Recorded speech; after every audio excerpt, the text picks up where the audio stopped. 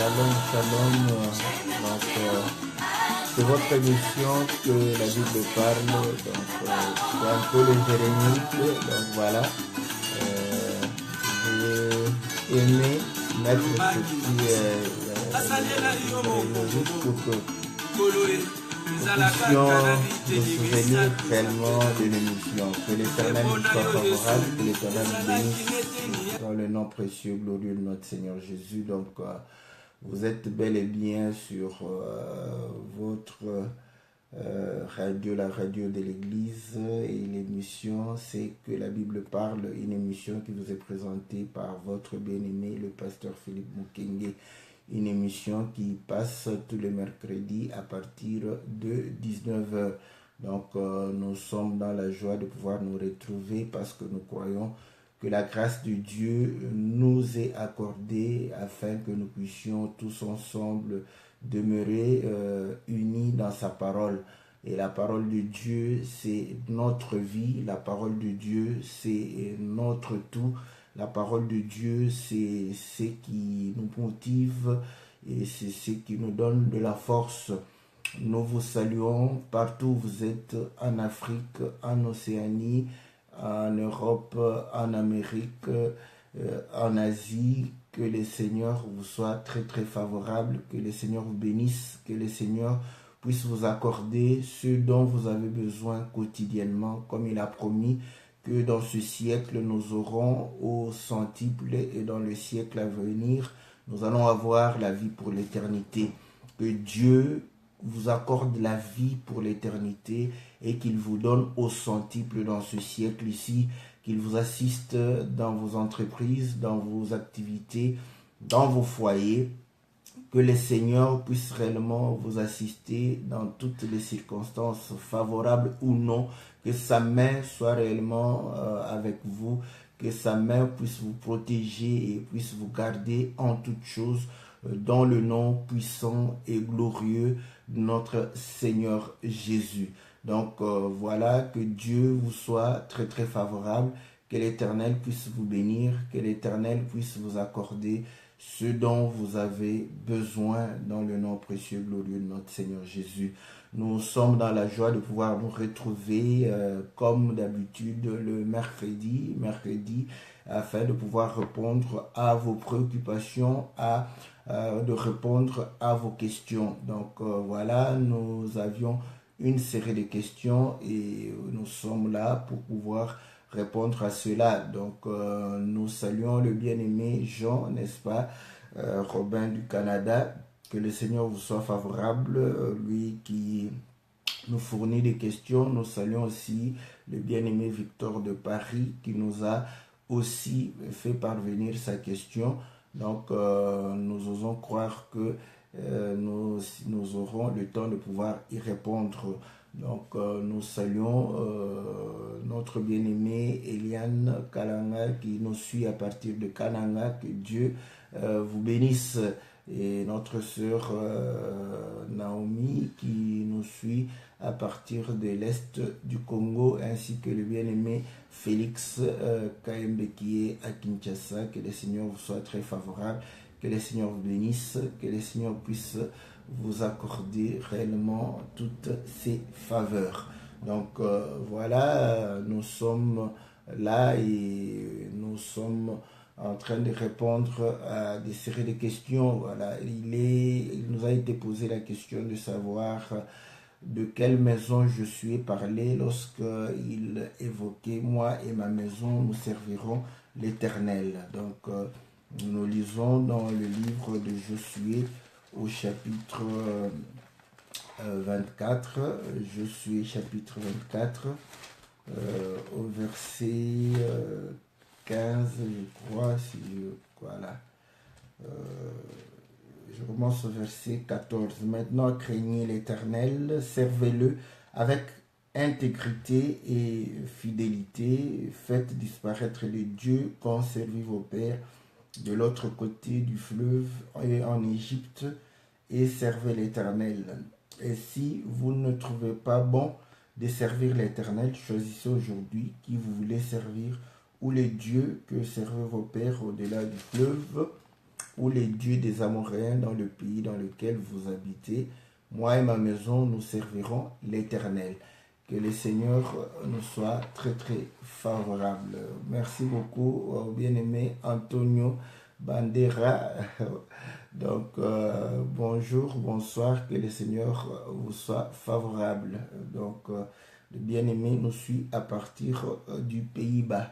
Donc, nous sommes là pour répondre aux questions. Donc, quelle était la maison que je suis été en train de pouvoir parler?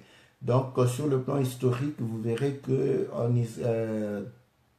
dans le désert, ils habitaient dans des tentes, donc personne n'avait construit une maison. Donc voilà, c'est de cette manière que le bien-aimé insiste pour pouvoir poser sa question. Donc ils habitaient dans des tentes et arrivés réellement au-delà du Jourdain, Josué va pouvoir réellement leur dire que moi et ma maison, nous allons servir l'Éternel. Voilà. Une maison, elle est construite pour abriter les hommes. Donc, le but de la maison, c'est pour que les hommes puissent y habiter. Donc, c'est l'homme qui construit la maison. Voilà pourquoi c'est l'homme qui devient le maître de la maison, parce que c'est lui qui a construit la maison pour pouvoir s'abriter.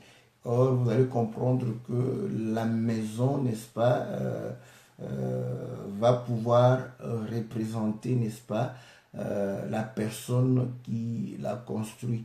Donc voilà, mais nous allons prendre une écriture où réellement le Seigneur identifie la personne à la maison. Nous sommes dans le livre de Luc au chapitre 12. Luc chapitre 12. Écoutez ce que le Seigneur dit. Il dit ceci au verset 40.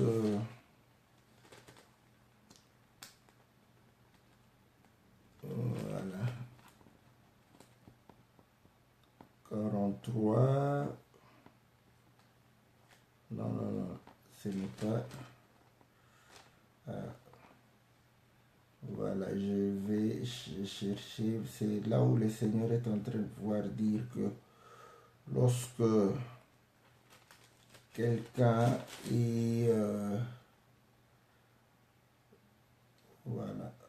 Lorsqu'on chasse les démons, ce n'est pas Luc 12, parce que je viens de Luc chapitre 12, ce n'est pas là. Donc, voilà, je vais chercher l'écriture, parce que c'est là où je vois... Bon, je cherche dans Matthieu chapitre ou Marc, je ne sais pas si c'est Marc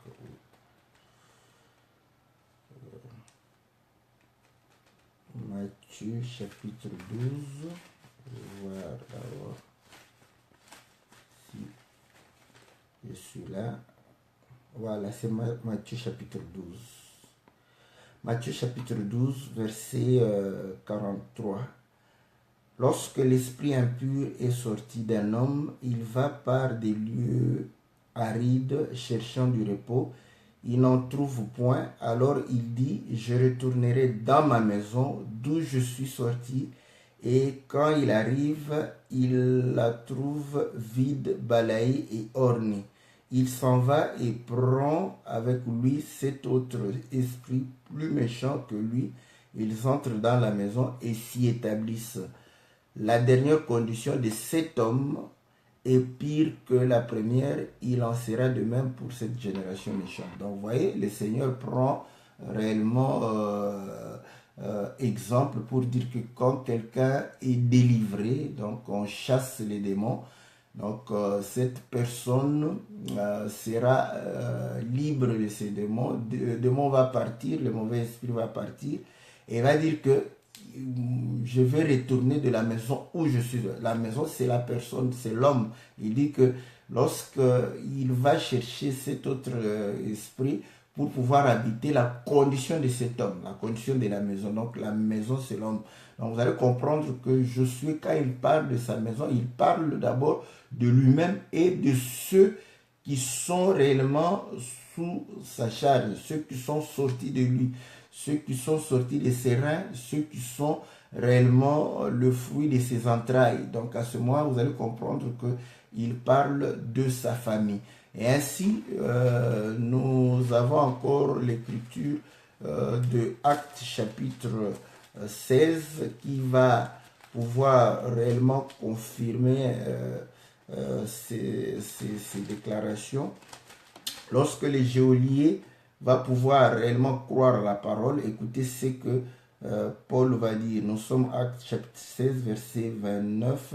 Alors le geôlier, ayant demandé de la lumière, entra précipitamment et se jeta tout tremblant aux pieds de Paul et Silas. Ils les firent sortir et dit, Seigneur, que faut-il que je fasse pour être sauvé?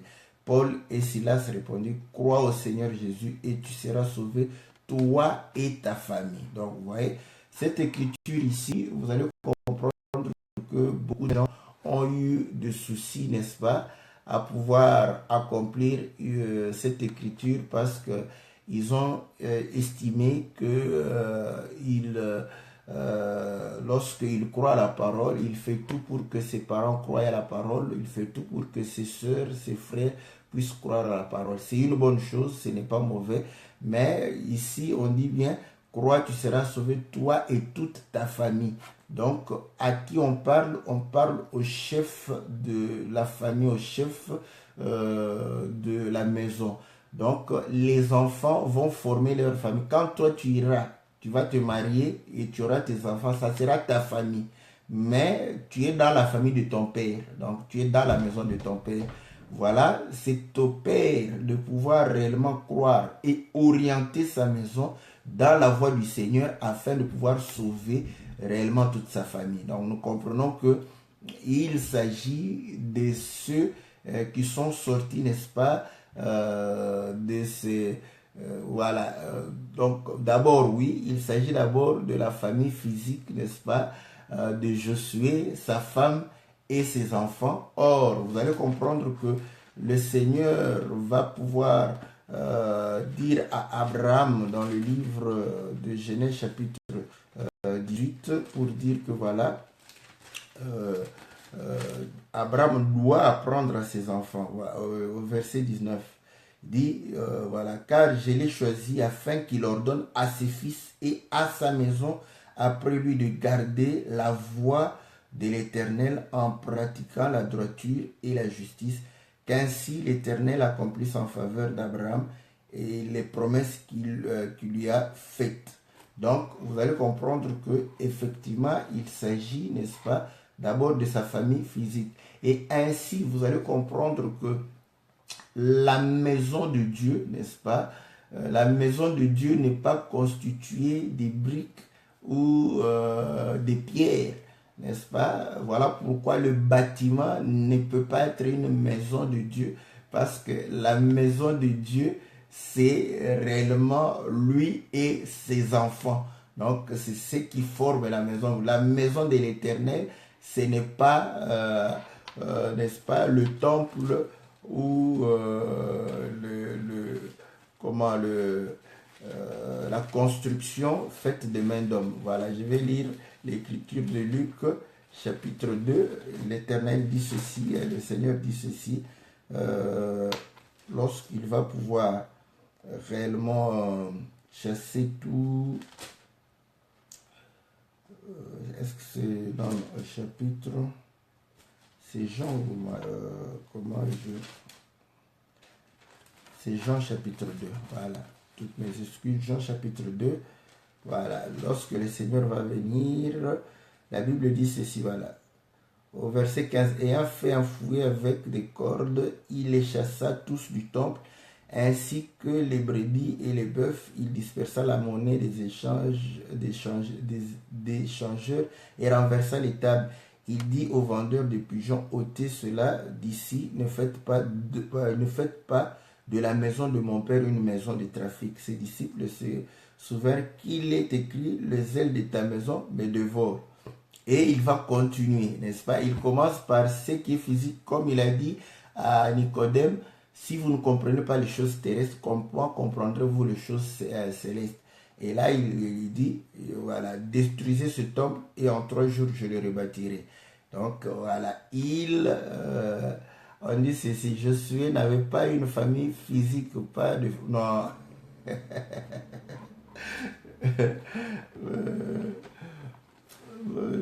Attendez, tu es sûr que Josué n'avait pas de femme?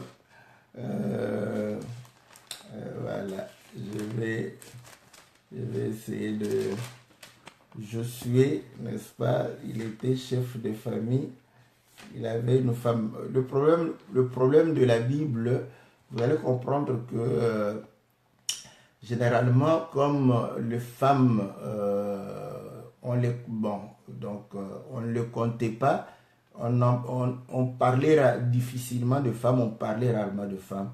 Donc, en dehors de Séphora, qu'on a connu le nom, la femme éthiopienne de Moïse, le nom n'y est pas, mais c'est seulement lorsque Aaron et Marie se sont réellement révoltés contre lui. C'est comme ça qu'on saura qu'il avait une femme éthiopienne, mais la femme d'Aaron. Donc vous voyez, mais vous allez comprendre que les fils d'Aaron, donc Josué, n'est-ce pas, moi je suis sûr qu'il était fils de Nun, il était marié.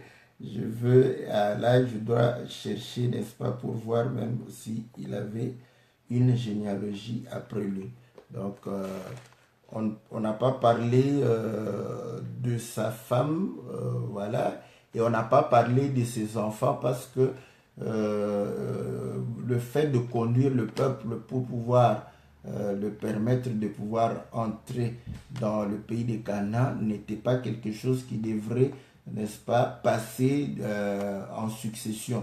Donc voilà, c'est comme ça qu'on n'a pas parlé. Mais Aaron, vous allez comprendre que on parle d'Aaron parce que ses fils, n'est-ce pas, devraient pouvoir succéder à Aaron, n'est-ce pas, dans le service. Voilà pourquoi ses fils sont connus, tout ça. Mais les autres, c'est assez difficile de pouvoir réellement voir. Donc là, je vais revérifier pour avoir une écriture noir sur blanc. Le temps, bon, je vais essayer de faire un peu aussi, n'est-ce pas, la recherche. Donc voilà, c'est pour répondre avec une écriture. Donc je ne vais pas supposer seulement. Donc voilà. Donc, je vais essayer de... Voilà.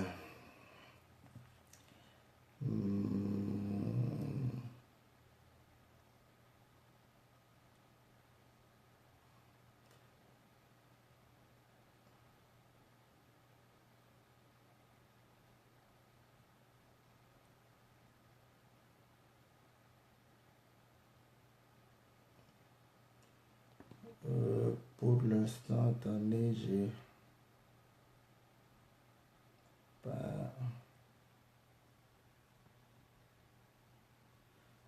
Attends, je vais chercher l'écriture où le Seigneur va lui parler aussi. Je prends Josué chapitre 1, je vais voir l'expression que le Seigneur a... Voilà.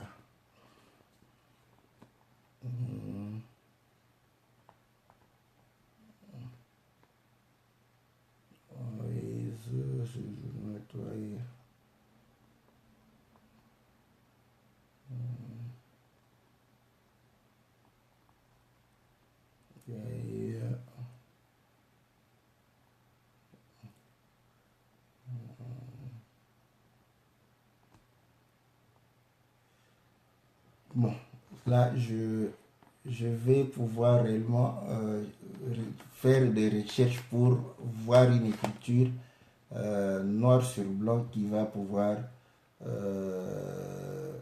signifier. Déjà, cette écriture de Josué, c'est déjà, bon, c'est un témoin, comme on dit que le témoignage de 2 ou de 3 est vrai, n'est-ce pas? Parce qu'il était en train de pouvoir leur dire que, voilà, vous choisissez, et vous allez comprendre que lorsque le Seigneur est en train de parler de la maison de quelqu'un, c'est de sa descendance, n'est-ce pas? Donc, je vais prendre, voilà, Corée et Dathan, lorsqu'ils vont pouvoir réellement se rebeller contre Moïse, vous allez voir que le Seigneur va parler en ces termes-là, de pouvoir leur dire que voilà, qu'on leur laisse à côté eux leur maison. Quand vous prenez aussi David, n'est-ce pas, Dieu va parler en termes de la maison de David. Après lui, n'est-ce pas, va succéder, n'est-ce pas, dans sa maison.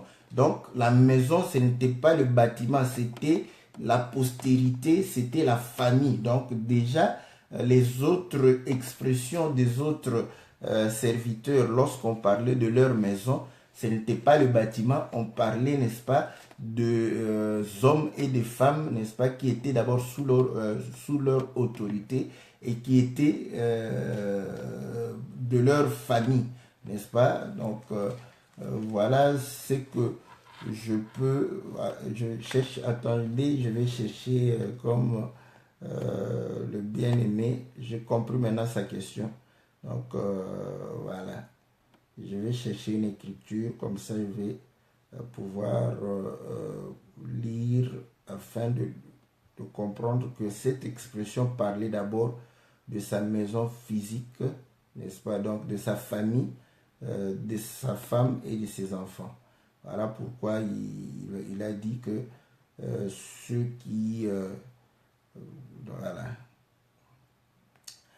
Voilà.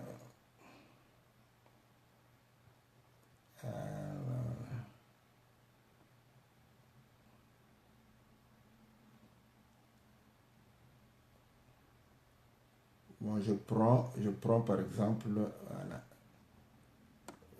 Voilà. Cette écriture, on dit, on enregistra les fils de Nephtali selon leur famille, selon les maisons de leur père. Ouais. Donc, ce n'était pas selon les bâtiments, mais c'était selon, n'est-ce pas, la composition de la famille, n'est-ce pas, de leur père. Donc voilà déjà l'expression de Josué, moi et ma maison, nous servirons l'Éternel. Ce n'était pas le bâtiment, c'était lui, sa femme et ses enfants. Bon, maintenant, ça, quand vous prenez plusieurs écritures, parce que si vous prenez déjà le dénombrement, vous verrez que c'était selon leur famille, selon leur maison.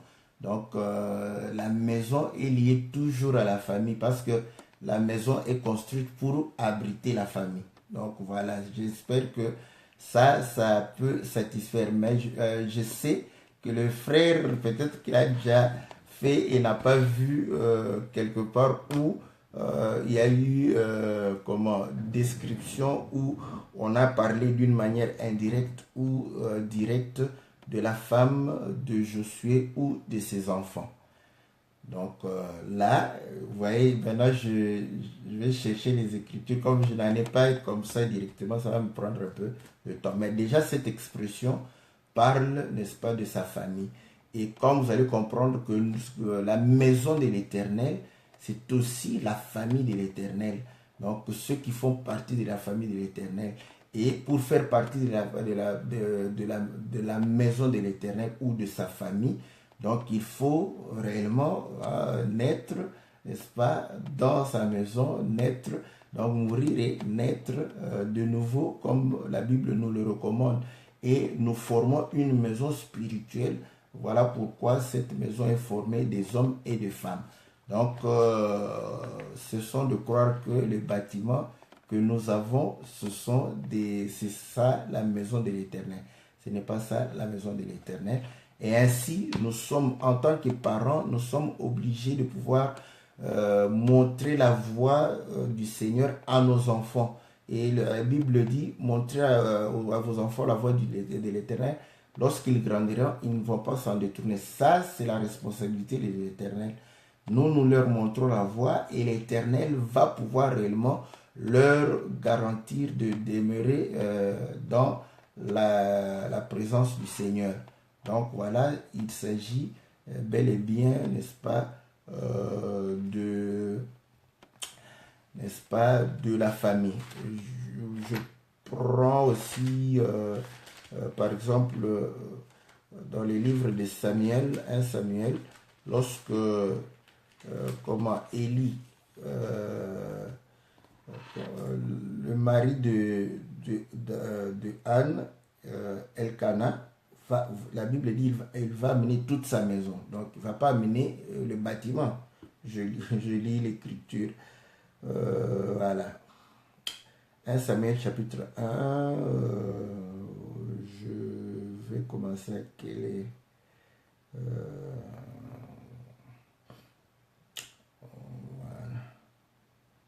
Voilà, verset 7. Et toutes les années, il en était ainsi. Chaque fois que Anne montait à la maison de l'Éternel, Pénina, non.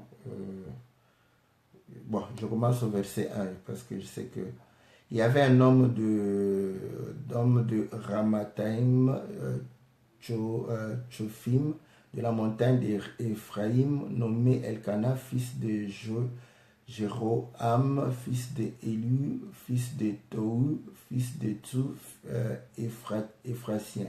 Il avait deux femmes, dont l'une s'appelait Anne et l'autre Pénina.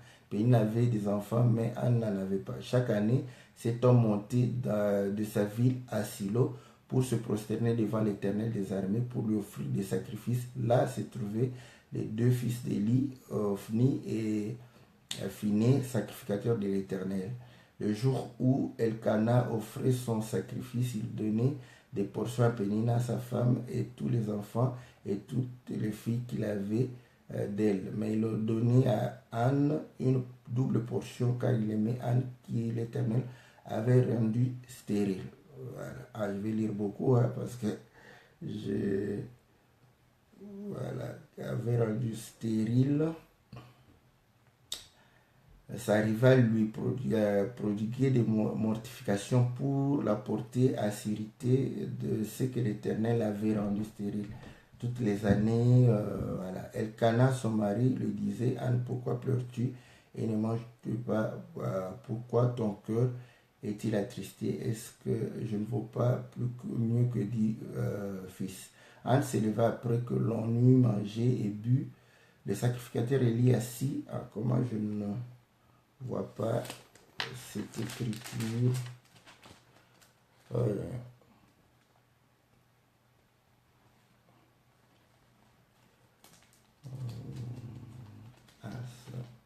Je ne vois pas l'écriture ici.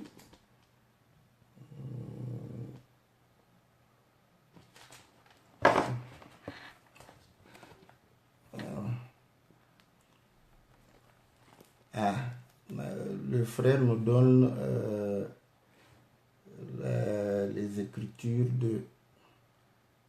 du Seigneur qui parle, n'est-ce pas? Voilà.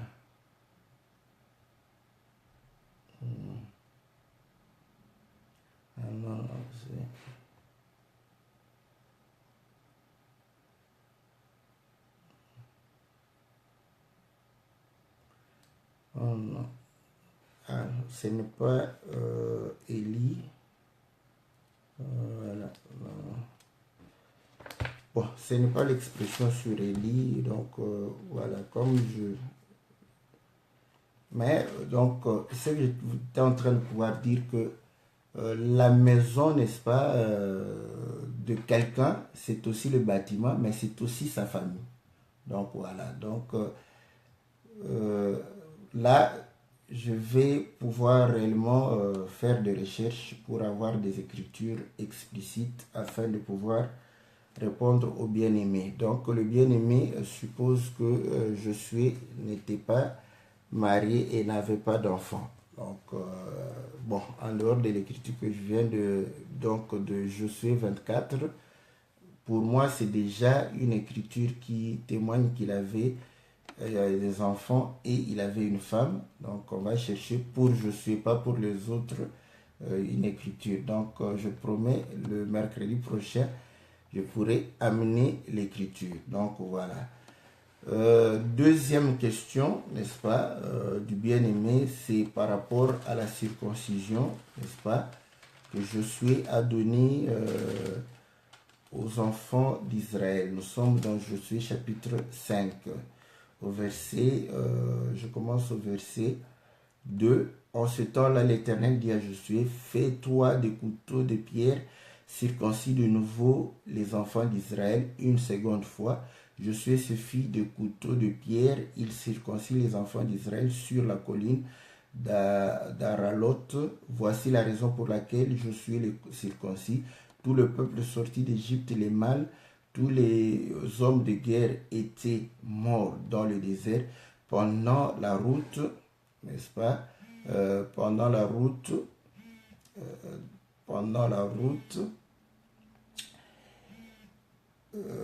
après leur sortie.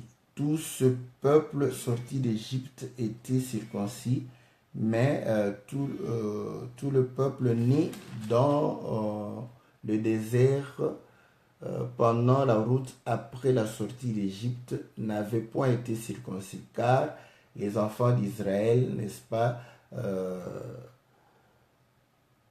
avaient marché 40 ans dans le désert jusqu'à la destruction de toute la nation des hommes de guerre qui étaient sortis d'Égypte et qui n'avaient point écouté la voix de l'Éternel. L'Éternel leur jura de ne pas leur faire voir le pays qu'il avait juré à leur père de nous donner, pays où coule le lait et le miel. Donc, la raison qu'on donne est que ceux qui étaient nés dans le désert n'étaient pas circoncis. Donc, normalement, ils n'étaient pas circoncis une deuxième fois. Donc, on est circoncis qu'une seule fois. Ça, c'est naturel. Mais Dieu dit, parce que Dieu ne peut pas, il dit que circoncis les enfants d'Israël pour une deuxième fois. Donc, c'est qu'il y avait une première circoncision et il y avait une deuxième circoncision.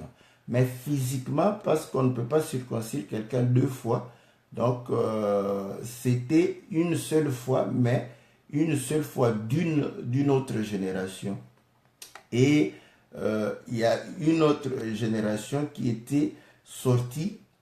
Cette génération-là était circoncis, mais elle n'a pas pu entrer dans le pays de Canaan. La génération qui est née dans le désert, c'est celle qui est entrée dans le pays de Canaan et c'est celle qui a été circoncis.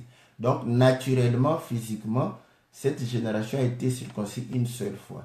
Mais quand le Seigneur parle une seconde fois, donc nous prenons la génération qui est sortie de l'Égypte et celle qui est entrée en Égypte, nous les collons ensemble pour former un seul homme. Bon, vous allez me dire que vous le faites sur base de quoi? Je le fais sur base de l'écriture de Matthieu, chapitre, je crois, 2. Écoutez ce que le Seigneur dit, n'est-ce pas? Donc, Matthieu, chapitre 2, voilà. Nous sommes au verset 15. Il est resté jusqu'à la mort d'Hérode, afin que s'accomplisse ce que le Seigneur avait annoncé par le prophète Isaïe, par le prophète, j'ai appelé mon fils hors d'Égypte. Donc, vous voyez, le Seigneur n'avait, en termes de fils, il n'a pas parlé de plusieurs fils. Et vous allez comprendre que lorsque Moïse allait pour libérer Israël, le Seigneur a dit, laisse aller Israël, mon premier-né. Donc, il le considère comme un seul fils. Donc, nous comprenons que c'est Israël qui est sorti, c'est Israël qui est entré. Donc, il ne représente pas deux fils, un seul fils. D'où, quand nous prenons comme ça, nous comprenons que c'est normal que le Seigneur puisse parler, n'est-ce pas, d'une deuxième circoncision, d'une seconde circoncision. C'est comme si le même Israël a été circoncis une première fois et il va subir une deuxième circoncision. Là, on comprend déjà comment le Seigneur peut parler de la deuxième circoncision et pourtant, dans la chair, il n'y a pas possibilité de circoncire quelqu'un deux fois. Donc, voilà. Maintenant, quand nous prenons de cette manière, vous allez comprendre maintenant que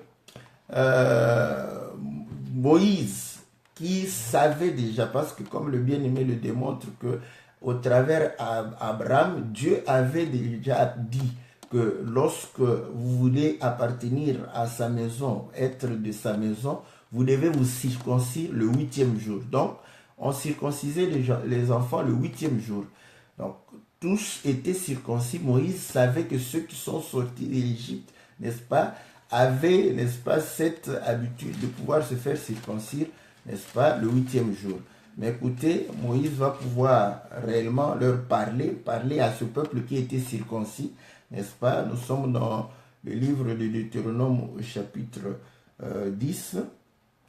Voilà, je commence au verset 12 même. Maintenant, Israël, que demande de toi l'Éternel ton Dieu, si ce n'est que tu craignes l'Éternel ton Dieu, afin de marcher dans toutes ses voies, d'aimer et de servir l'Éternel ton Dieu de tout ton cœur et de toute ton âme, si ce n'est que tu observes les commandements de l'Éternel et ses lois et que je te prescris aujourd'hui afin que tu sois heureux. Voici à l'Éternel ton Dieu appartiennent les cieux et les cieux des cieux, la terre et tout ce qu'elle renferme. C'est à tes pères seulement que l'Éternel s'est attaché pour les aimer, et après eux, c'est à leur postérité. C'est à vous qu'il a choisi d'entre tous les peuples, comme vous le voyez aujourd'hui.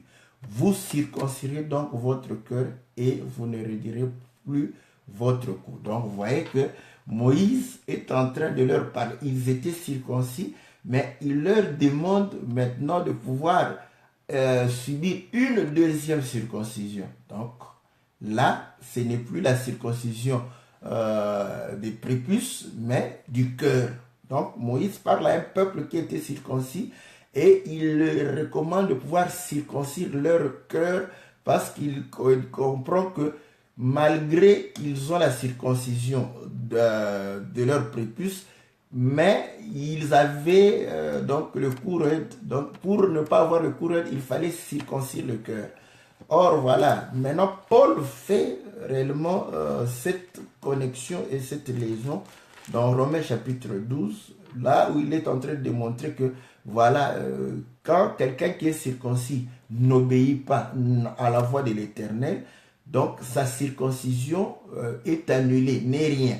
Maintenant, quand l'incirconcis, n'est-ce pas, obéit, donc l'incirconcision de cette personne n'est plus tenue en compte.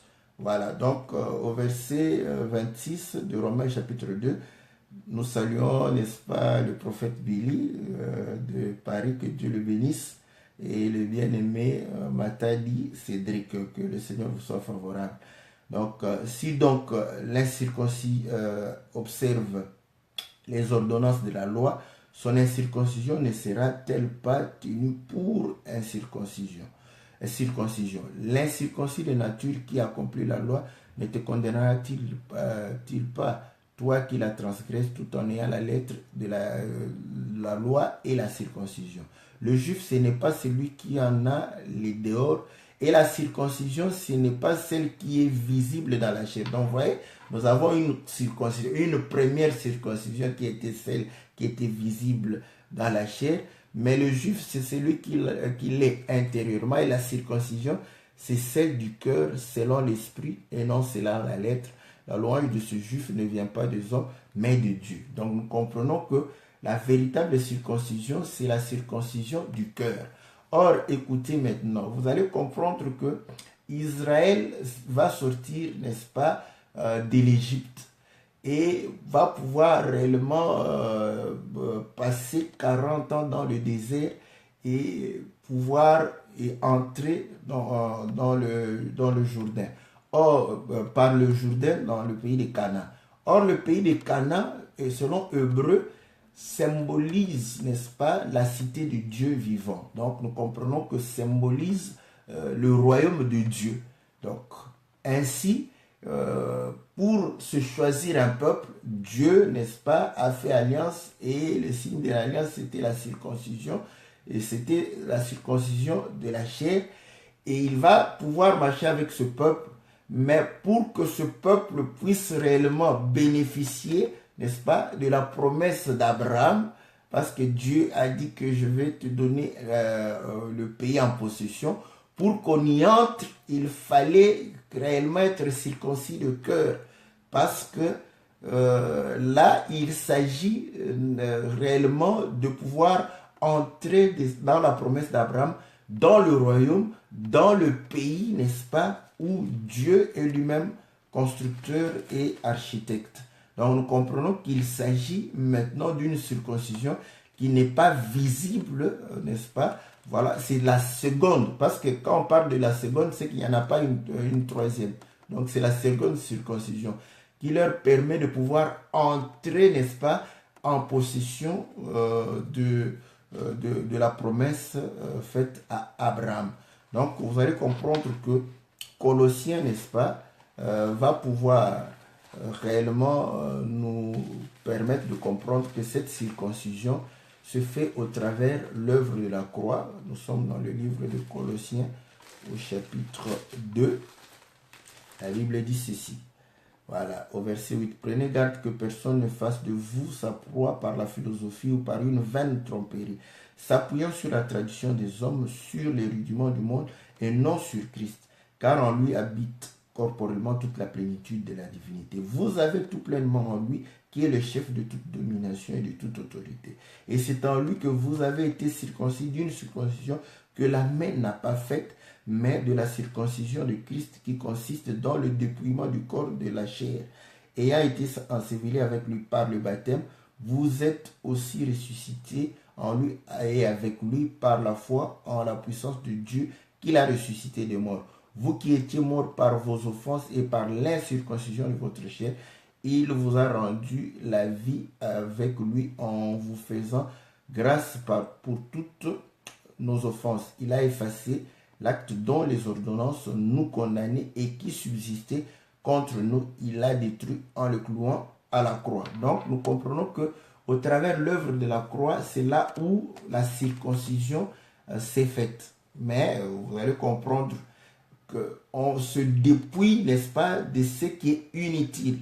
Or, écoutez, vous allez comprendre que tant que le cœur a des pensées, n'est-ce pas, qui sont des mauvaises pensées, ce cœur-là va pouvoir réellement balloter. Comme dans le livre de Romains, nous rentrons dans Romains chapitre 2, Paul explique, nous disons au verset 13, ce ne sont pas en effet ceux qui écoutent la loi qui sont justes devant Dieu, mais ce sont ceux qui la mettent en pratique qui sont justifiés. Quand les païens qui n'ont point la loi font naturellement ce que prescrit la loi, ils sont eux qui n'ont point la loi une loi pour eux-mêmes. Ils montrent que l'œuvre de la loi est écrite dans leur cœur, leur conscience en rendant témoignage et leur pensée s'accusant et se défendant tour à tour. Donc, vous voyez, donc vous croyez qu'un païen, c'est celui qui a de bonnes pensées et de mauvaises pensées dans son cœur. Donc à ce moment-là, voilà, il est ballotté, n'est-ce pas? De temps en temps, il fait du bien, et de temps en autre, il est réellement emporté par les mauvaises pensées. Or, vous allez comprendre que la circoncision, celle, n'est-ce pas, du Seigneur, c'est pour pouvoir circoncire le cœur, débarrasser le cœur de tout ce qui n'est pas parole de Dieu, débarrasser le cœur de tout ce qui est humain. Voilà pourquoi Hébreu dit que la parole de Dieu, c'est réellement une épée à double tranchant. Nous sommes dans Hébreu chapitre 4, au verset 12. Car la parole de Dieu est vivante et efficace, plus tranchante qu'une épée quelconque à deux tranchants, pénétrante jusqu'à partager âme et esprit, jointure et moelle. Elle juge les sentiments et les pensées du cœur. Elle les juge et condamne. Donc la parole est une épée. Voilà pourquoi vous allez comprendre que lorsqu'on présenta le Seigneur devant Dieu, Siméon va prendre le Seigneur et dire à Marie qu'une épée va te transpercer le cœur. Et les pensées de plusieurs seront dévoilées. Donc à ce moment, vous comprenez que c'est au travers de la parole, n'est-ce pas, que réellement nos cœurs se débarrassent parce que la parole est une épée. D'ailleurs, je crois Ephésiens le dit, Ephésiens 6, que armez-vous, n'est-ce pas, de la parole qui est l'épée de l'esprit, n'est-ce pas? Donc, c'est pour pouvoir réellement déraciner tout ce qui n'est pas de Dieu. Le Seigneur a promis de pouvoir déraciner. Et ainsi, le Seigneur promet de pouvoir réellement inscrire sa parole et inscrire, n'est-ce pas, son esprit, n'est-ce pas, dans nos âmes et sa parole dans nos cœurs. Mais pour qu'il le fasse, il faudrait que ce cœur soit circoncis.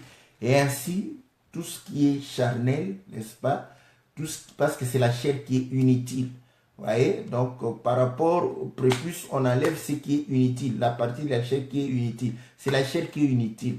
Donc il faudrait que tout ce qui est charnel, commençant par la pensée, parce que j'insiste beaucoup, commençant par la pensée, parce que vous pouvez ne pas voler, ne pas mentir, ne pas escroquer les gens, ne pas faire l'impudicité, mais être incirconcis.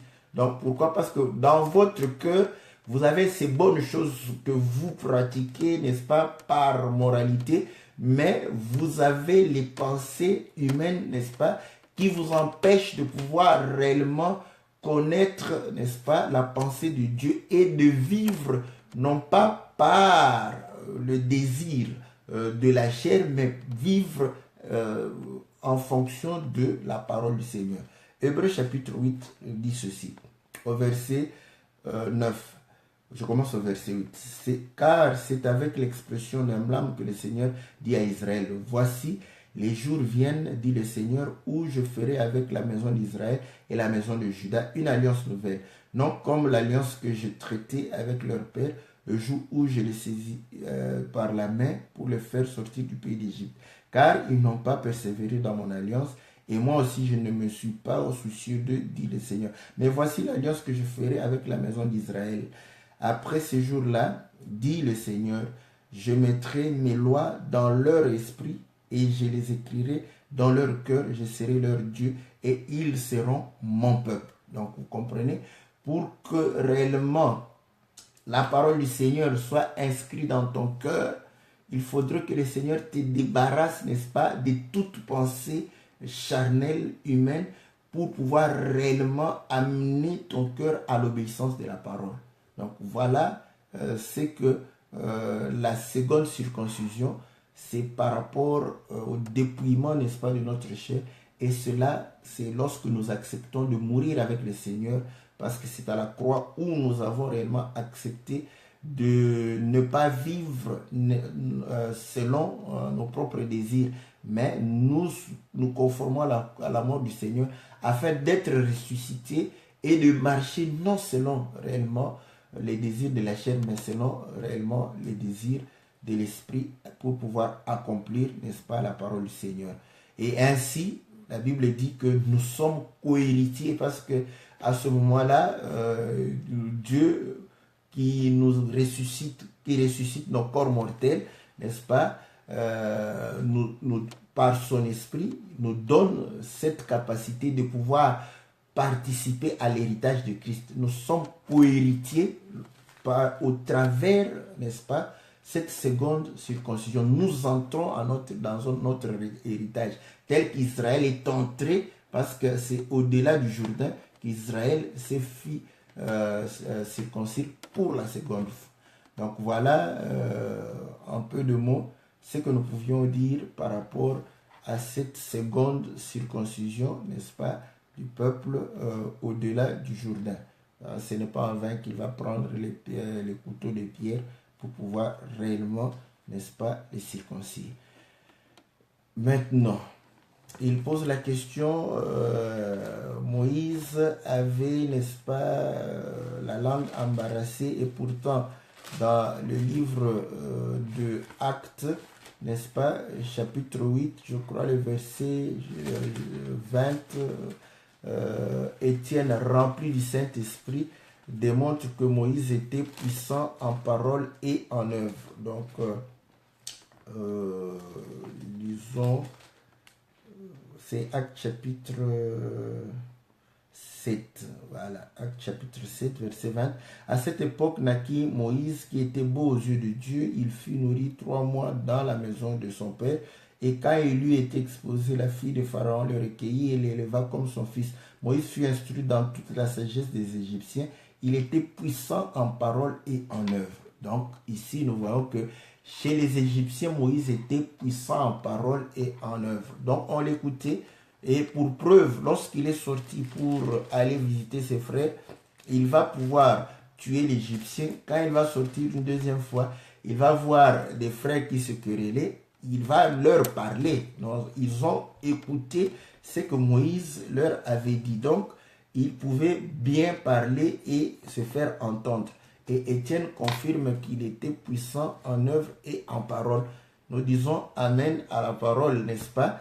Mais le problème maintenant que lorsque Moïse est choisi par le Seigneur, Moïse donne l'argument pour dire que non, en tout cas, moi, je ne voudrais pas aller parce que j'ai la langue embarrassée. Bon, ici, certains d'entre nous, ils disent que parce que nous avons dit, on nous a prêché et nous avons cru, et moi je crois aussi c'est comme ça, que la langue embarrassée, donc Moïse bégayait. Bon, on nous dit que avoir une langue embarrassée, ce n'est pas bégayer. Mais bon, je lis un peu le français. Avoir une langue embarrassée veut dire qu'avoir une langue qui est lourde. Donc voilà. Or, quand vous avez votre langue lourde, vous n'allez pas parler de manière fluide. Donc vous allez parler avec hésitation, hein, parce que c'est aussi ça. Être embarrassé, c'est être hésitant. Donc, tout confirme que quelqu'un qui bégaye, vous allez voir que quand il bégaye, sa langue devient lourde. Et il ne parle pas de manière fluide. Et la langue, c'est ce qui nous permet de pouvoir parler. Donc, vous allez comprendre que c'est grâce à la langue que nous sommes en train de pouvoir débiter des mots et des paroles. Et David, je crois, dit, ou bien, bon, un des psaumes, on dit que si je t'oublie, Sion, que ma langue s'attache à mon palais. Donc, vous voyez qu'une langue attachée, une langue qui ne sait pas, n'est-ce pas, se détacher et pouvoir réellement onduler de manière à pouvoir exprimer les paroles, c'est une langue qui est embarrassée. Donc voilà, donc quelqu'un qui bégaye, parce que Moïse parlait, on ne va pas dire qu'il était muet, il n'était pas muet, il parlait. Donc il parlait, il dit à Dieu que je parle, mais j'ai la langue lourde. Bon, maintenant si tu refuses qu'il bégaye, nous te laissons, n'est-ce pas, le soin de pouvoir chercher exactement ce qui le préoccupait. Mais ce qui nous intéresse, c'est plus la pensée. Donc, quelqu'un qui a une langue embarrassée, une langue lourde, il ne parle pas de manière fluide. Il ne parle pas de manière constante. Donc, avec hésitation, avec des repos, avec, n'est-ce pas, difficulté. Donc, voilà. Quand il parle avec difficulté, donc, son langage devient difficile. Donc, voilà. Donc, vous allez comprendre que quelqu'un qui bégaye, on essaye normalement de lui donner des techniques pour pouvoir parler, parce que s'il bégaye trop, son langage devient difficile. Donc, il peut être puissant en parole, mais avec un langage difficile. J'essaie d'expliquer de manière simple pour que nous puissions aller, n'est-ce pas, directement dans ce qui nous intéresse. Écoutez, le Seigneur dans le livre de Jean chapitre, il va bégayer. Ou il va avoir une langue embarrassée. Donc, nous sommes dans Jean chapitre 6. Jean chapitre 6, voilà. Au verset 55. Je commence, oui. Verset 54. Celui qui mange ma chair et qui boit mon sang a la vie éternelle. Je le ressusciterai au déjeuner, au dernier jour. Car ma chair est vraiment une nourriture et mon sang est vraiment un breuvage. Celui qui mange ma chair et qui boit mon sang demeure en moi et je demeure en lui. Comme le Père qui est vivant m'a envoyé et que je vis par le Père, ainsi celui qui me mange vivra par moi. c'est ici le pain qui est descendu du ciel. Il n'en est pas comme de vos pères qui ont mangé la manne et qui sont morts. Celui qui mange ce pain vivra éternellement. Jésus dit ces choses dans la synagogue, enseignant à Capernaum. Plusieurs de ses disciples, après l'avoir entendu dire cette parole est dure, qui peut l'écouter. Voilà. Donc, vous voyez, il a parlé, n'est-ce pas? Mais c'était dur. Qui peut l'écouter? Or, vous allez comprendre que le Seigneur aussi, n'est-ce pas? Il était en train de pouvoir parler. Prenez, avant qu'il ne dise ces histoires, il a prêché pendant 3 jours. Personne n'a réclamé la nourriture. C'est que c'était un parleur. Mais vous allez comprendre que son langage était difficile. Voilà pourquoi il est en train de pouvoir reprocher, n'est-ce pas, ceux qui l'écoutaient, n'est-ce pas? Il dit, pourquoi ne comprenez-vous pas mon langage? Donc, il avait un langage difficile. Je ne sais pas si c'est... voilà. Nous sommes dans Jean chapitre 8, au verset 42. Jésus leur dit, si Dieu est votre Père, vous m'aimerez, car c'est de Dieu que je suis sorti et que je viens. Je ne suis pas venu de moi-même, mais c'est lui qui m'a envoyé. Pourquoi ne comprenez-vous pas mon langage? Parce que vous ne pouvez pas écouter ma parole. Voilà. C'est quelqu'un qui parlait beaucoup, le Seigneur Jésus. Mais comme Moïse, parce que Moïse va dire, Dieu va vous susciter un autre prophète comme moi. Donc nous voyons que Étienne démontre que voilà, devant les Égyptiens, il était puissant en parole et en œuvre. Et vous allez comprendre parce que les Égyptiens, c'était les hommes charnels, parce que l'Écriture dit que l'Égyptien n'est pas Dieu, mais il est homme. Donc voilà, l'archétype d'homme, c'est l'Égyptien. Donc si tu veux savoir qui est un homme, c'est l'Égyptien. L'homme, c'est l'Égyptien. Donc Dieu est esprit. Voilà pourquoi, quand vous vous attachez à Dieu, vous devenez spirituel, un homme spirituel. Donc, vous voyez, mais quand vous êtes homme, comprenez que vous êtes égyptien. Ici, vous allez comprendre que ceux-ci ne comprenaient pas son langage, parce que son langage était un langage spirituel, qu'on devait juger spirituellement. C'était des hommes, c'était des Égyptiens. Comprenez? Il était puissant en parole et en œuvre. Voilà pourquoi il leur disait, mais si vous ne croyez pas aux paroles que j'ai dites, croyez-moi aux œuvres que je suis en train de pouvoir faire. Mais comme son langage était difficile, il avait la langue embarrassée. Donc, il parlait difficilement. Voilà. Donc, il ne pouvait pas l'écouter, il ne pouvait pas le comprendre, il ne pouvait pas le saisir, n'est-ce pas? Donc, vous allez comprendre que c'était un langage qu'on ne pouvait pas saisir. Voilà pourquoi il dit que voilà, je parle beaucoup, mais cependant, je ne me fais pas comprendre. Vous voyez comment est-ce que quand il est allé pour parler à ses frères, pour leur dire que non, vous êtes frères, vous devez faire la paix, il ne s'est pas fait comprendre parce que c'était un langage difficile à comprendre. Donc, il ne comprenait pas que réellement. L'autre a dit, mais qui t'a établi chef pour que tu puisses réellement nous juger.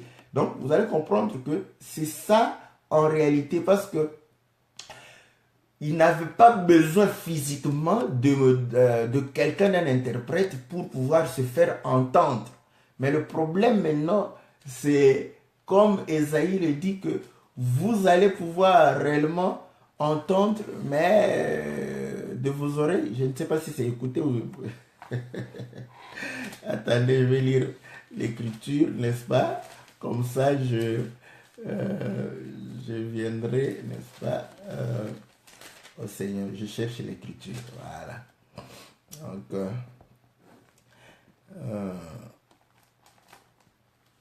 Ésaïe chapitre 6. Ésaïe chapitre 6, écoutez. Voilà. Au verset 10. Rends insensible le cœur de ce peuple, endurcis ses oreilles, bouche-lui les yeux, pour qu'il ne voie point de ses yeux et n'entende point de ses oreilles, ne comprenne point de son cœur et ne se convertisse point et ne soit point guéri. Voilà. Donc, vous voyez, donc, ils vont pouvoir vouloir entendre, écouter, ils n'entendront point. Pourquoi? Mais pourtant, il parle. Ésaïe va parler. Mais ils ne vont pas écouter. Donc le Seigneur dit, ce langage, vous voyez, quand quelqu'un a la langue embarrassée, il te parle, mais pour que tu n'entendes point. Il te parle pour que tu ne comprennes point. Donc voilà, mais il te parle. Voilà, c'est ça tout le problème. Il va te parler. Il peut être un beau parleur, un grand orateur, mais lorsqu'il parle, tu ne comprends pas. Donc, il a la langue embarrassée. Donc, écoutez, donc Moïse a compris que non, je suis allé, j'ai parlé, ils ne m'ont pas compris. Donc, moi, j'ai des difficultés, je parle beaucoup, mais les gens ne me comprennent pas. Donc, envoie quelqu'un qui aura un langage facile et qui se fera comprendre. Et le Seigneur dit, voilà, c'est ton frère, parce que c'est un problème de frère. C'est ton frère, n'est-ce pas, qui va pouvoir réellement, n'est-ce pas, être à côté de toi. Lui, il aura un langage facile pour pouvoir parler, n'est-ce pas, au peuple de manière à ce qu'il comprenne. Donc, vous allez comprendre que pour parler au peuple, afin de se faire entendre, il a fallu que Aaron soit à côté. Le rôle d'Aaron, c'est de se faire entendre.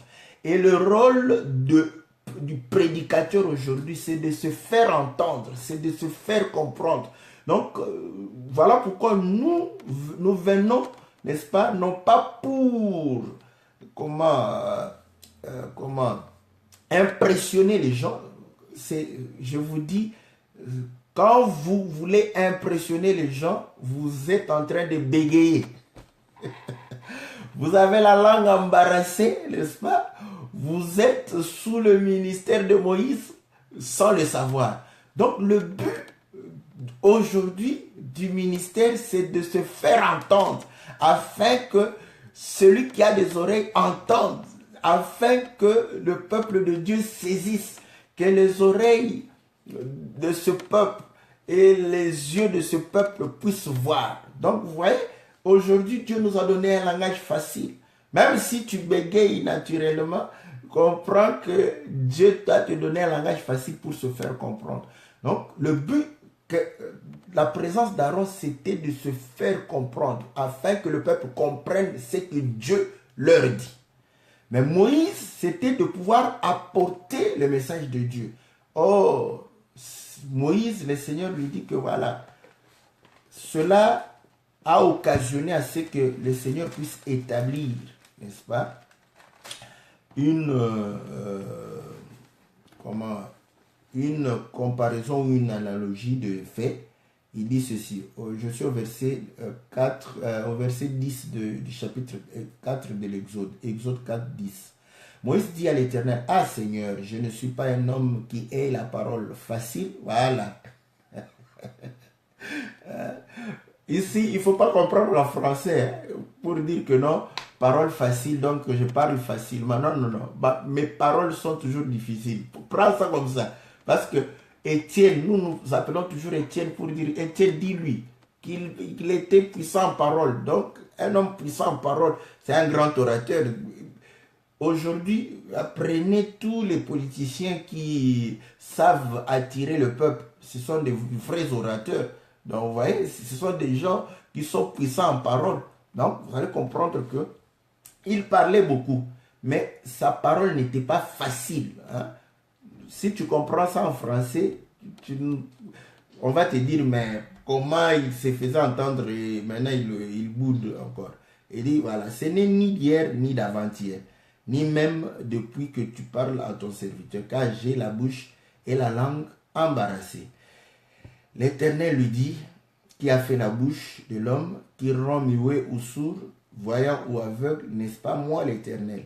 Va donc, je serai avec ta bouche et je t'enseignerai ce que tu auras à dire. Moïse dit, ah Seigneur, envoie qui tu voudras envoyer.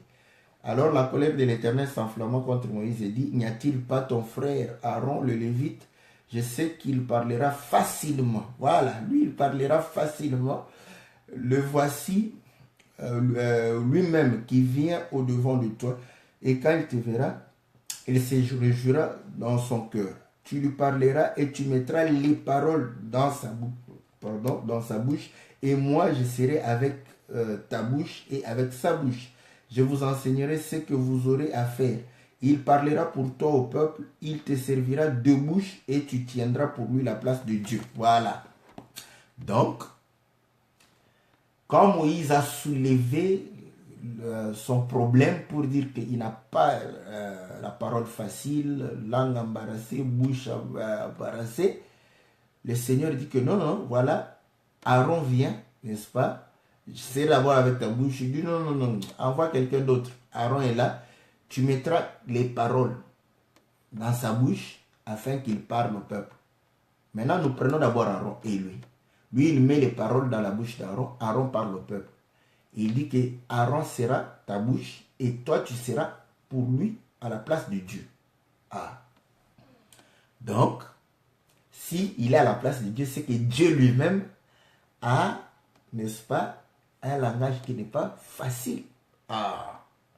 Donc, nous comprenons que, effectivement, c'est un problème que Dieu... Voilà, comment devrons-nous donc comprendre le mouvement d'Aaron lorsque Moïse est allé prendre les tables qui demande au peuple de réunir tous les bijoux?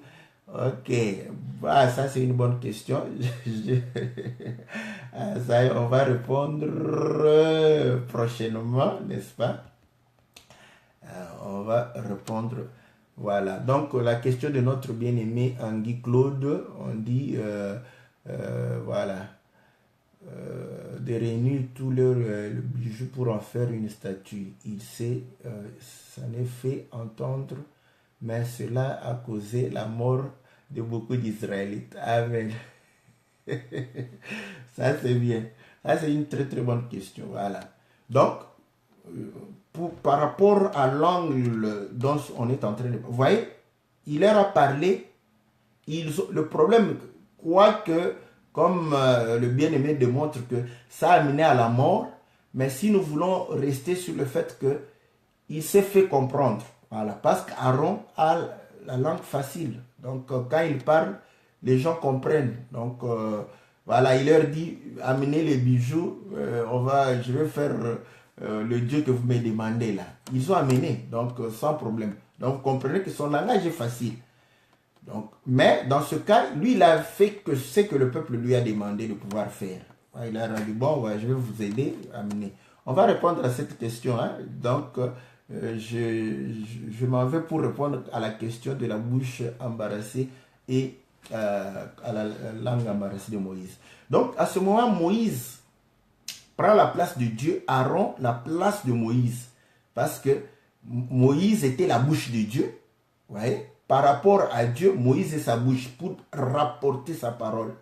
Mais maintenant, Moïse lui-même, il dit que non, non, non, j'ai la langue embarrassée. Dieu lui dit que voilà, Aaron sera, n'est-ce pas, ta bouche, toi tu tiendras pour lui la place de Dieu. Donc nous comprenons que, ok, c'est que Dieu a un langage difficile. Pour preuve, lorsque Israël s'était fatigué, il a dit non, non, Moïse, nous ne voulons plus t'écouter parce que nous voulons écouter directement Dieu. Ah, que Dieu soit doué. Le peuple va dire que non, nous voulons écouter directement Dieu. Ok. Et pourtant, ils ne se sont pas posé la question. Voilà pourquoi nous bénissons notre bien-aimé. Il faut se poser des questions. Si vous ne vous posez pas de questions, vous risquez de comment vous méconduire parce que vous n'avez pas la connaissance. Mon peuple meurt par manque de connaissance. Eux ne se sont pas posé la question de savoir pourquoi Moïse ne nous parle pas directement. Il doit parler par Aaron. Parce qu'il devrait commencer par là pour dire à Aaron, Aaron, nous ne voulons plus que tu nous parles directement. Laisse Moïse nous parler directement. Non, ils ne se sont pas posé la question de savoir pourquoi Aaron était à côté de Moïse. Moïse, nous voulons que Dieu nous parle directement. Ah, ok, vous voulez que Dieu vous parle directement? Ok, il n'y a pas de problème. Moïse va dire, ok, bon, je vais aller. Dieu va dire à Moïse, va dire à ce peuple de se préparer. 3 jours après qu'ils se pointent devant moi, je vais leur parler. Et quand Dieu a commencé à parler, nous sommes dans Exode chapitre 19, 19-20, vous allez voir que il y a eu des tonnerres, il y a eu, n'est-ce pas, des éclairs, il y a eu de la fumée, tout ça. Dieu a parlé, mais il y avait des tonnerres.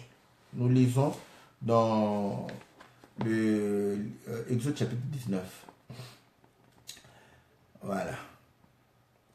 Au verset 16. Le troisième jour au matin, il y eut des tonnerres, des éclairs, une épaisse nuée sur la montagne. Le son de la trompette retentit fortement. Et tout le peuple qui était dans le camp fut saisi d'épouvante. Moïse fit sortir le peuple du camp à la rencontre de Dieu. Ils se placèrent au bas de la montagne. La montagne de Sinaï était tout enfumée parce que l'Éternel y était descendu au milieu du feu. Cette fumée s'élevait comme la fumée d'une fournaise et toute la montagne tremblait avec violence. Le son de la trompette retentissait de plus en plus fortement. Moïse parlait et Dieu lui répondait à haute voix. Ainsi, l'Éternel descendit sur la montagne de Sinaï, sur le sommet de la montagne. L'Éternel appela Moïse sur le sommet de la montagne et Moïse monta. Donc, et l'Éternel dit à Moïse, descends, fais au peuple de la défense exprès de se précipiter vers l'Éternel pour regarder de peur qu'un grand nombre d'entre eux ne périssent. Donc, vous allez voir que lorsque le peuple va demander que Dieu leur parle directement, Dieu va parler. Mais le peuple ne va pas écouter. Qu'est-ce que le peuple a écouté? Des tonnerres. Jean chapitre 12. J'aime cette écriture. Jean chapitre 12 au verset 27. Jean chapitre 12 verset 27. Maintenant mon âme est troublée et que dirai-je? Père, délivre-moi de cette heure, mais c'est pour cela que je suis venu jusqu'à cette heure. Père, glorifie ton nom, et une voix vint du ciel. Dieu parla encore. Je l'ai glorifié et je le glorifierai encore. Qui a écrit? Jean a écrit. Je l'ai glorifié et je le glorifierai. Jean qui était Jean? Jean était disciple du Seigneur. Maintenant, la foule. La Bible dit, la foule qui était là et qui avait entendu disait que c'est un tonnerre. Voilà, la foule a entendu un tonnerre. Qu'est-ce que ça veut dire? Ils ne savent rien. Car le tonnerre, on ne sait pas ce que cela veut dire. D'autres disent, un ange lui a parlé. Ok, lisons maintenant. Apocalypse chapitre 10. Apocalypse chapitre 10, la Bible dit ceci. Au verset 1, je vis un autre ange puissant qui descendait du ciel, enveloppé d'une nuée. Au-dessus de sa tête était l'arc-en-ciel et son visage était comme le soleil et ses pieds comme des colonnes de feu. Il tenait dans sa main un petit livre ouvert. Il posa son pied droit sur la mer et son pied gauche sur la terre. Il cria d'une voix forte, comme rugit un lion. Et quand il cria, les 7 tonnerres firent entendre leur voix. Et quand les 7 tonnerres eurent fait entendre leur voix, j'allais écrire et j'ai entendu du ciel une voix qui disait, Alléluia, qui disait, n'est-ce pas, ce qu'ont dit les 7 tonnerres et ne l'écrit pas. Voilà. Donc vous allez comprendre que quand il y a tonnerre, on ne sait pas ce que c'est. Parce que c'est un langage difficile. Dieu a la langue embarrassée et lorsqu'il a la langue embarrassée, ce sont des tonnerres. Or, vous allez comprendre que la Bible dit que la loi fut donnée par l'intermédiaire des anges. Donc, vous allez comprendre que quand il est descendu au mont Sinaï, il parla et le peuple n'entendit rien du tout. Et le peuple ne voulait même plus continuer à entendre parce qu'il va pouvoir à ce moment-là dire, Moïse, toi, nous voulons que tu nous parles maintenant. Ah, maintenant, nous voulons que Dieu mette ses paroles dans ta bouche et que tu nous parles.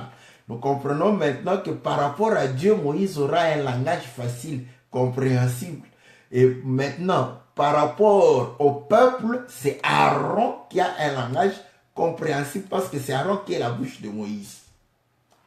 Or, Moïse représente la loi parce que vous allez comprendre que Moïse a été identifié à la loi. Voilà pourquoi nous disons que la loi, c'est pendant que Dieu avait la langue et la bouche embarrassées. Quand vous lisez la loi, faites attention. C'est un langage difficile. Je vous dis très difficile. Donc, vous ne pouvez pas comprendre ce langage s'il n'y a pas la présence d'Aaron. Il faut que Aaron, parce que c'est Aaron qui a un langage facile. Si Aaron n'a pas le langage facile, vous ne pouvez pas entendre et écouter. Alors pourquoi vous allez comprendre que tout le temps de la loi, n'est-ce pas, c'est le langage difficile de Dieu, le langage incompréhensible de Dieu. La langue de Dieu est embarrassée, lourde, n'est-ce pas? Quand il parle, ça sonne comme des tonnerres et personne ne peut comprendre. Or, vous allez comprendre que Aaron ne parlait que de notre Seigneur Jésus parce que il a été, n'est-ce pas, de la famille des Lévites, et Aaron sera réellement le sacrificateur. Et le Seigneur fut oint sacrificateur où? À la croix. Oui. Donc, nous comprenons, vous allez comprendre que à partir de la croix, c'est là où le Seigneur promet d'avoir un langage facile. Jean chapitre 16. Jean chapitre 16, je dis au verset 12. J'ai encore beaucoup de choses à vous dire parce que c'était un homme puissant en parole et en acte. Il parlait beaucoup, n'est-ce pas? Comme Moïse, parce que Moïse va dire que Dieu vous suscitera un autre prophète comme moi. Il doit être comme Moïse. Quand il parle aux Égyptiens, donc aux hommes charnels, l'Égyptien c'est l'homme charnel. Quand il parle aux hommes charnels, son langage est difficile. Il parle beaucoup, mais il a la langue embarrassée. Donc, mais pour parler, n'est-ce pas, à ses frères, il doit user de celui qui a un langage facile. Et le Seigneur est en train de dire, j'ai beaucoup parlé et j'ai d'autres encore choses à vous parler, n'est-ce pas? Il dit, mais vous ne pouvez pas les porter maintenant, parce que maintenant c'est un langage difficile, je parle difficilement.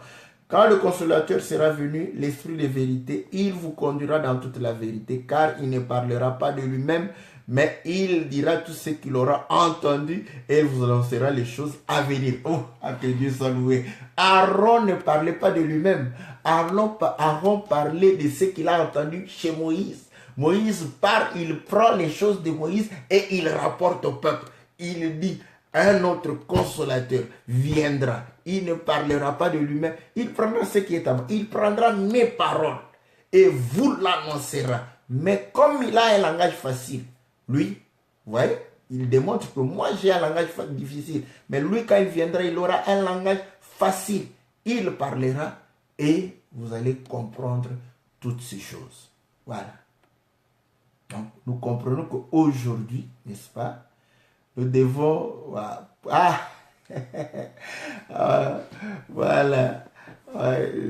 Nous saluons le bien-aimé Jean. Je vais répondre à cette question parce que c'est une question qu'on peut répondre assez facilement aussi. Mais je sais, il y a des sous-entendus, mais je vais répondre de manière assez simple. Donc, nous comprenons que le Seigneur, n'est-ce pas, parle dans un langage difficile. Écoutez, au verset 23. En ce jour-là, vous ne m'interrogerez plus sur rien. Voilà. Pourquoi quand on interroge, c'est qu'on ne comprend pas. Mais qu'est-ce que signifie cette parabole? Que cela signifie? On ne comprend pas, le langage est difficile. Donc, l'homme ne se fait pas bien entendre. En vérité, je vous le dis, ce que vous demanderez au Père, il vous le donnera en mon nom. Jusqu'à présent, vous n'avez rien demandé en mon nom. Demandez et vous recevrez afin que votre joie soit parfaite. Je vous ai dit ces choses en parabole. L'heure vient où je ne vous parlerai plus en parabole, mais je vous parlerai ouvertement du Père. Voilà. Donc, il utilisait un langage, il parlait en parabole. Or, lorsqu'il parle en parabole, qui peut écouter? Un langage difficile. La langue est embarrassée. Donc, nous comprenons, voilà pourquoi dans Matthieu chapitre 13, on leur parle. Nous saluons le pasteur Jojo du Canada, que le Seigneur vous bénisse. En tout cas, frère Jean, je vais répondre bientôt, n'est-ce pas, à ta question. S'il y a besoin d'explication, on va encore répondre prochainement. Donc, vous allez comprendre que la parole du Seigneur, le Seigneur dit que on lui pose la question, pourquoi tu leur parles en parabole? Je leur parle en parabole, il revient pour qu'ils n'entendent pas, ils ne comprennent point, pour que ça soit difficile pour eux. Voilà. Donc, et la Bible dit qu'il ouvrait la bouche dans Matthieu chapitre 13, n'est-ce pas? Voilà. Matthieu chapitre 13, verset 34. Jésus dit à la foule toutes ces choses en parabole et il ne lui parlait point sans parabole. Voilà. Maintenant, or, vous allez comprendre que quand il allait avec ses disciples, il s'est retiré dans la maison pour parler avec ses disciples. Donc, vous voyez, les disciples étaient retirés dans la maison, sortis du peuple, pour aller dans la maison écouter, n'est-ce pas, l'explication de la parabole. Cela préfigurait déjà le fait que nous sortirons parce que le Seigneur, au travers de l'œuvre de la croix, sort l'Église, n'est-ce pas, du monde. Voilà. Afin de pouvoir, voilà pourquoi Église, on fait un peu de théorie. Église est sortie de. Voilà. Nous n'avons pas de cité permanente ici. Nous sortons pour aller, n'est-ce pas, réellement nous communier avec la mort du Seigneur pour que nous puissions espérer à la cité céleste. Donc, vous voyez, donc, là, aujourd'hui, sa maison, c'est l'église. C'est là où le Seigneur utilise un langage facile au travers, n'est-ce pas, l'esprit. Que celui qui a des oreilles entende ce que l'esprit dit aux églises. Voilà. Parce que l'esprit a un langage facile. Or, c'est le ministère de l'esprit que nous avons. Voilà pourquoi vous allez comprendre qu'aujourd'hui, nous avons le devoir de pouvoir rendre facile le langage qui était difficile. Parce que nous faisons l'œuvre d'Aaron. Et on parle du sacerdoce. Nous sommes réellement, n'est-ce pas, dans ce sacerdoce pour pouvoir expliquer le langage de Moïse. Même de notre Seigneur, parce qu'il a parlé en parabole. Voilà pourquoi nous devons avoir un langage facile, se faire comprendre au peuple la pensée de Dieu, de manière simple et facile. Voilà. Donc, maintenant, le bien-aimé avait posé la question, quelle était la langue que Dieu parlait avec Aaron et Adam? Vous allez comprendre que je vais répondre de manière assez simple. Cette question, oui, c'est valable. On se dit, mais bon, Aaron était, mais selon les Écritures, parce que c'est Abraham qui est devenu hébreu, n'est-ce pas? Parce qu'il a traversé, n'est-ce pas, le fleuve pour aller de l'autre côté. Donc, ceci démontre que pour aller à Cana, il faut traverser parce que c'est pas sauveur. C'est là où, n'est-ce pas, il y a la racine de Pâques, de ceci, de cela. Donc, de l'autre côté, c'est Israël qui va traverser la mer et puis il va traverser le Jourdain pour être, n'est-ce pas, dans le pays de Cana. Donc, Abraham sera le premier à être appelé hébreu. Mais écoutez maintenant, je prends seulement ton cas. Tu dors et tu, n'est-ce pas, tu as en vision Dieu en train de pouvoir te parler. Donc, il te parle, je crois qu'il va te parler dans la langue que tu es en train de pouvoir parler, ta langue de tous les jours, n'est-ce pas? C'est tout à fait normal. Donc, tu ne vas pas te poser des questions. Si quelqu'un te dit que voilà, j'ai eu un songe, j'ai eu une vision, n'est-ce pas? Ta première question, ce n'est pas dans quelle langue Dieu t'a parlé. Donc, tu comprendrais que non, cette vision, à moins que lui-même te dise que non, j'ai eu une vision où, en tout cas, on parlait avec Dieu en anglais. Là, tu vas comprendre. Mais il va parler quelque chose que tu dois comprendre. Si tu ne comprends pas l'anglais, c'est que toute la vision là-bas sera pour toi, n'est-ce pas, du charabia. Donc, déjà, c'est naturel. Tout un chacun de nous, s'il a une vision, s'il a un songe, tout va se passer dans la langue qu'il maîtrise, dans la langue qu'il écoute. Voilà. Donc, à ce moment-là, les conversations dans ta vision, dans ton songe, seront, n'est-ce pas, dans la langue. Je parle d'abord comme ça pour que tu comprennes. Sera dans la langue que tu maîtrises. Donc, si c'est le français, les choses vont se passer en français. Donc, Or, vous allez comprendre que Moïse, n'est-ce pas, Dieu va lui révéler ces choses. Maintenant, posons-nous la question, quelle langue Moïse parlait? C'est clair et bien, clair et net, c'était l'hébreu. Donc, quand Moïse aura, n'est-ce pas, vision ou songe où il va parler avec le Seigneur, vous allez comprendre qu'il lui parle dans la langue, n'est-ce pas? Parce que ouais, au moins il avait connaissait aussi la langue des Égyptiens. Mais vous allez comprendre que le Seigneur s'est identifié au peuple hébreu, n'est-ce pas, au peuple d'Israël. Il lui parlait, n'est-ce pas, en hébreu. Donc, maintenant, l'histoire d'Adam, c'est clair et net que ça ne pouvait être que dans la langue que Moïse parlait. Donc, je ne crois pas que Adam puisse parler parce que c'est Moïse qui voit. C'est Moïse qui voit et qui nous relate. Voilà. Il nous relate, il nous le relate, n'est-ce pas, de la manière dont il voit les choses. Je crois que c'est vraiment simple.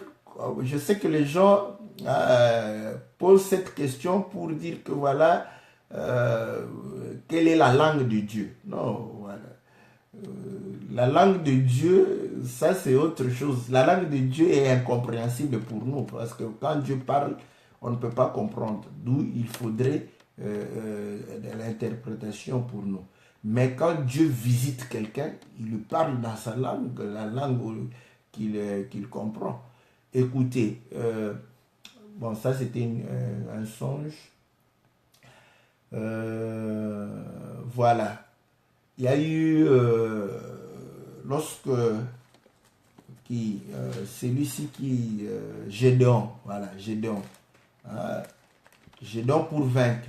Vous allez voir qu'ils sont allés et arrivés là-bas, l'autre va donner des explications du songe qu'il a reçu. Vous croyez que le songe qu'il avait reçu là-bas, il a reçu dans quelle langue? Donc voilà, c'est un peu ça. C'est en dehors de vouloir savoir quelle est la langue de Dieu. La langue de Dieu est incompréhensible aux hommes. Ça, c'est clair et net. Paul dit que je suis allé... Bon, nous savons que c'est Paul. Il l'a dit à la troisième personne.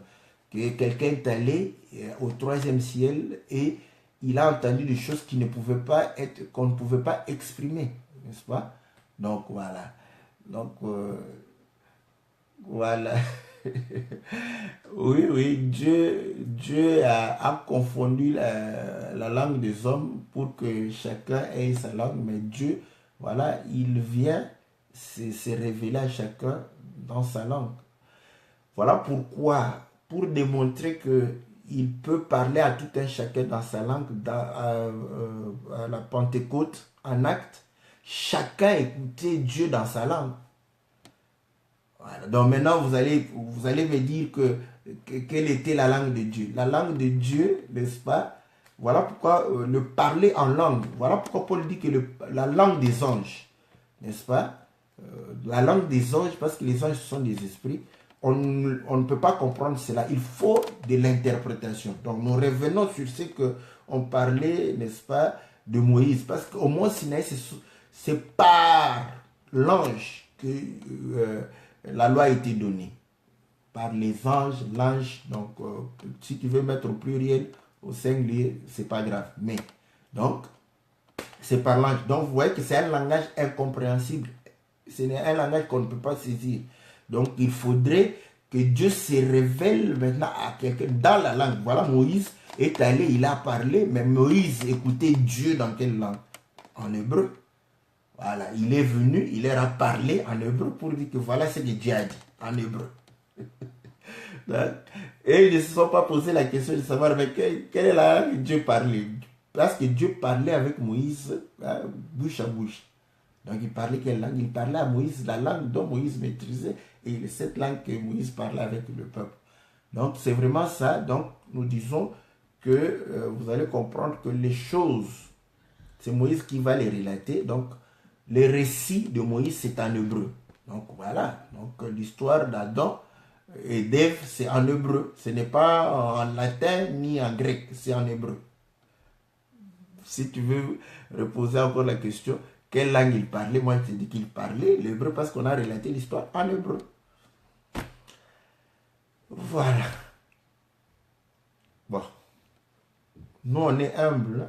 Si un homme de Dieu vient apporter des précisions, tout ça, on va bénéficier. Que le Seigneur vous soit très favorable. Donc, voilà, nous mettons un point virgule ici. On va pouvoir réellement... Je sais que la question du bien-aimé, c'est aussi en fonction d'une doctrine qui vient pour dire qu'il faut prononcer le nom de Jésus en hébreu. Parce que Dieu parle hébreu. Non, ne prenons pas les choses de cette manière-là. N'est-ce pas? Dieu parle toutes les langues. Donc, acte, vous voyez, dans Genèse 11, Dieu a dispersé les langues. Donc, il a différencié les langues. Vous voyez, quand les langues se dispersent, voilà, se différencient, les gens se dispersent. Maintenant, par le Saint-Esprit, nous sommes plusieurs peuples. Maintenant, nous écoutons, tout en parlant plusieurs langues, mais nous écoutons le même langage de Dieu. Voilà. Donc, vous voyez, nous écoutons le même langage de Dieu. Parce que ce langage, c'est un langage spirituel. Et c'est spirituellement qu'on en juge. Même si c'est en haïtien, en français, en anglais, tout ça. Mais c'est spirituellement qu'on en juge. Donc, nous sommes réunis au travers de l'Esprit du Seigneur pour entendre la même chose. Donc, voilà. Là. Pentecôte, là, tu vas poser maintenant la question, Dieu parle dans quelle langue? Donc vous allez comprendre que Dieu parle sa propre langue, mais il faudrait comprendre le langage de Dieu et la langue de Dieu. Il peut parler en français, mais c'est sa propre langue. Que le Seigneur soit loué, que le Seigneur soit béni, n'est-ce pas? Nous saluons le bien-aimé Henri Claude. Donc, ta question, nous allons revenir sur ça, n'est-ce pas, la fois prochaine, pour parler, n'est-ce pas, de pourquoi Aaron a dit ces choses aussi, n'est-ce pas? Donc, ce langage-là n'était pas le fruit du hasard, c'était quelque chose de aussi d'inspiré, n'est-ce pas?